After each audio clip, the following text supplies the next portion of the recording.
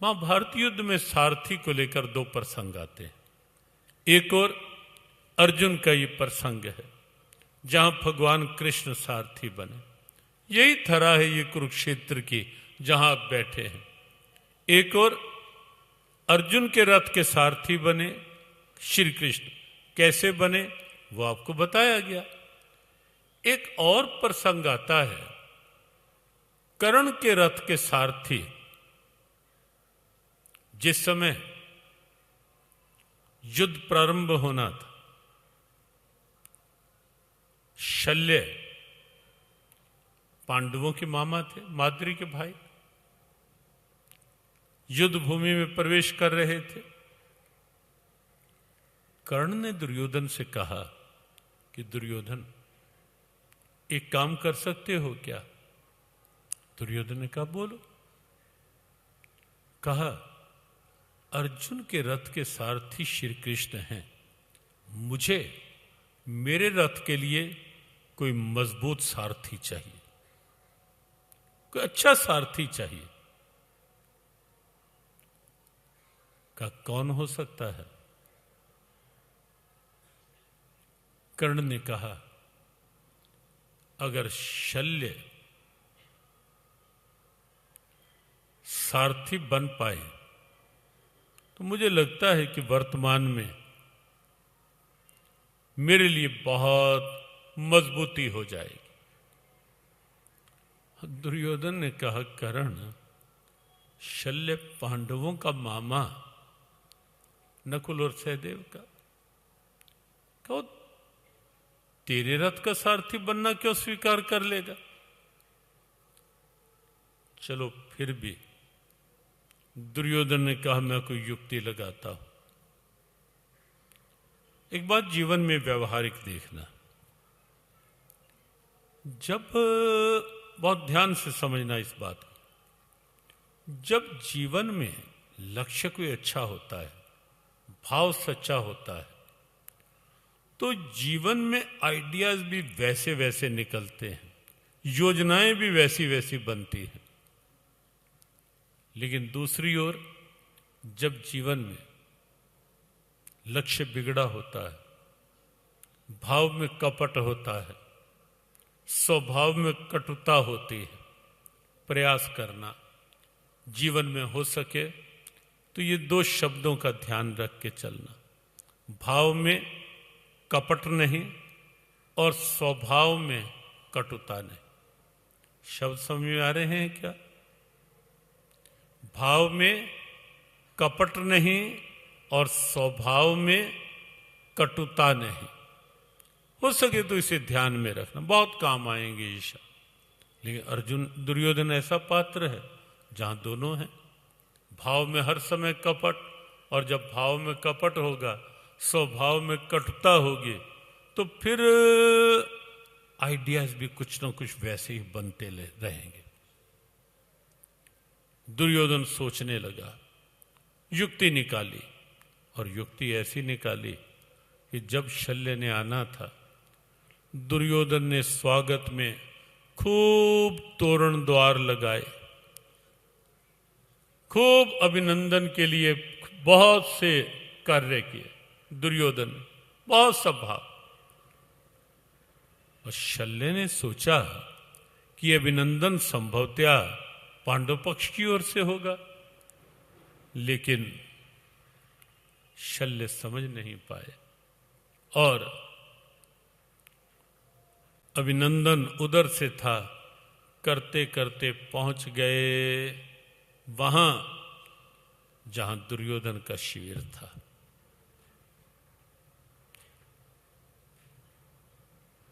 एक दो मिनट के लिए भगवान नाम उच्चारण कर लेते हैं। बात चल रही थी कि दुर्योधन की कपट चाल, और उसके चलते शल्य को उस कपट चाल में ला करके जब शिविर में आए, प्रसन्न हो थे ही, पूछ बैठे क्या चाहते हो? बस संक्षेप में ही बात दुर्योधन ने कहा, कर्ण के रथ के सारथी बन जाओ।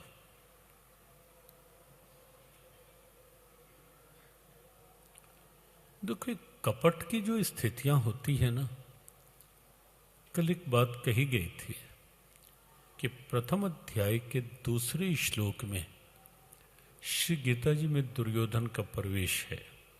दुर्योधन उवाच कहीं नहीं, लेकिन तो भी दृष्ट्वा तो पांडवानीकम व्यूढ़ दुर्योधनस्तदा आचार्यमुपसंगम्य राजा वचनम अब्रवीत।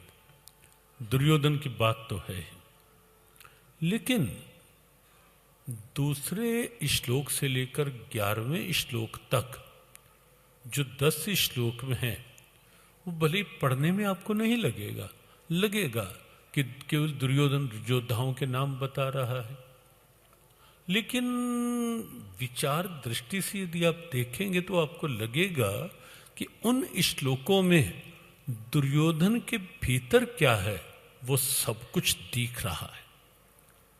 भीतर का छल, भीतर का कपट, भीतर का दंभ, भीतर का द्वेष, भीतर की ईर्ष्या, भीतर का अहम और भीतर की स्वार्थ वृत्ति, ये सब कुछ उन 10 श्लोकों में दिखाई देगा आपको। कौरव सेना बड़ी है, लेकिन कम योद्धा गिनाए केवल 7। पांडव सेना छोटी है, 19 नाम गिना डाले महारथियों के। और फिर ये भी कह दिया कि भीष्म के द्वारा संरक्षित हमारी सेना अपर्याप्त है। अपर्याप्त तो अपनी ओर अपने आप होगी ही ना, कि जब तुम्हारा कोई संगठन नहीं, कोई सद्भाव नहीं, कोई अनुशासन नहीं, किसी का नियंत्रण नहीं, तो क्वांटिटी कितनी बढ़ा लो, यदि क्वालिटी नहीं है तो क्वांटिटी क्या काम करेगी। और कौरव सेना की यही समस्या है, क्वांटिटी है लेकिन क्वालिटी कहीं ही नहीं। न संगठन की, न सद्भाव की, न अनुशासन की, न किसी की बात मानने की, न किसी की बात सुनने की, कुछ नहीं। और काम क्या करती है स्थिति?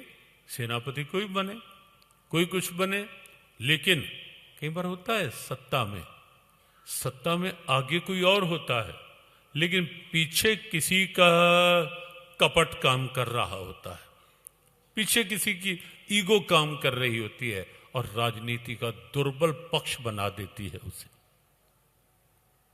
कमजोर पक्ष बना देती है उसे। जीव गीता की ओर से जो अलग अलग विषयों में गीता जी के कुछ भाव, आज भी संगोष्ठी थी जो अंतर्राष्ट्रीय गीता महोत्सव की, उसका विषय यहीं से दिया गया, संतुलित प्रकृति शुद्ध पर्यावरण गीता के अनुसार। उस पर भी एक पुस्तिका, और एक पुस्तिका राजनीतिज्ञों के लिए भी, स्वस्थ राजनीति समृद्ध राष्ट्र गीता ज्ञान संस्थानम की ओर से। और उसमें ये दिया गया कि राजनीति के दुर्बल पक्ष क्या हैं गीता के अनुसार, और उनमें दुर्बल पक्ष एक ये भी है कि राजा धृतराष्ट्र है अभी, लेकिन चलती किसकी है? चलती दुर्योधन की है। दुर्योधन अपने अनुसार घुमाता है सत्ता को, राजनीति को। और आप कई बार देखोगे अग्रणी व्यक्ति कोई और होगा, लेकिन पीछे कोई पुत्र मोह, कोई सत्ता मोह, कोई किसी और तरह का मोह जो होता है, कोई और जब पीछे अपना स्वार्थ किसी के पीछे काम कर रहा होता है, तो वहां राजनीति पतित होती है, गिरती है अपने उद्देश्य से। और यहां यही है, दुर्योधन धृतराष्ट्र को अपने अनुसार चल, जो कह दिया बस। और कह दिया कि युधिष्ठिर को द्यूत क्रीड़ा के लिए बुलाना है। बताओ कैसे सत्ता चलेगी? अगर दुर्योधन ने कह दिया कि युधिष्ठिर को धर्मराज को द्यूत क्रीड़ा के लिए बुलाना है, तो राजा के वश का ये नहीं है कि राजा ये कह पाए कि नहीं। क्यों? ये अनर्थकारी है। नहीं कह पाया, पुत्र की बात माननी पड़ी।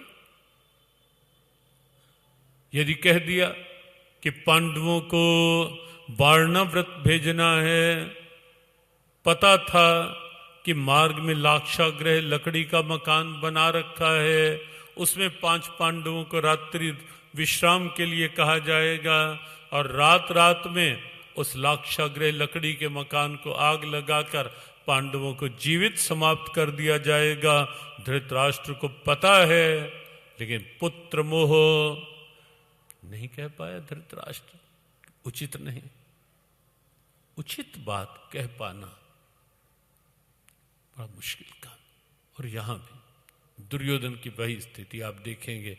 प्रथम अध्याय के 2 श्लोक से 11वें श्लोक तक अंत में स्वार्थ कि सारे योद्धा मदर्थे त्यक्त जीवितम, मेरे लिए मरने को तैयार। स्वार्थ नीति है, कपट नीति है। और उसी कपट का परिणाम शल्य समझ गए कि दुर्योधन ने क्या कपट करके मुझे इस स्थिति में लाकर, क्योंकि मैं वचन दे बैठा हूं और ये समय वो था जब वाणी से निकले शब्द का बड़ा महत्व होता था, वाणी से निकले शब्द का मूल्य होता था। और शब्द निकल चुका था, शब्द निकल चुका था। यहां शल्य वचन दे बैठा था कि जो मांगना चाहते हो मांग लो। हाँ, शल्य ने सोचा नहीं होगा कि ये ऐसी मांग भी कर बैठेंगे, लेकिन मांग लिया। कर्ण का सारथी बनना स्वीकार करना पड़ा, वचन की प्रतिबद्धता के कारण से।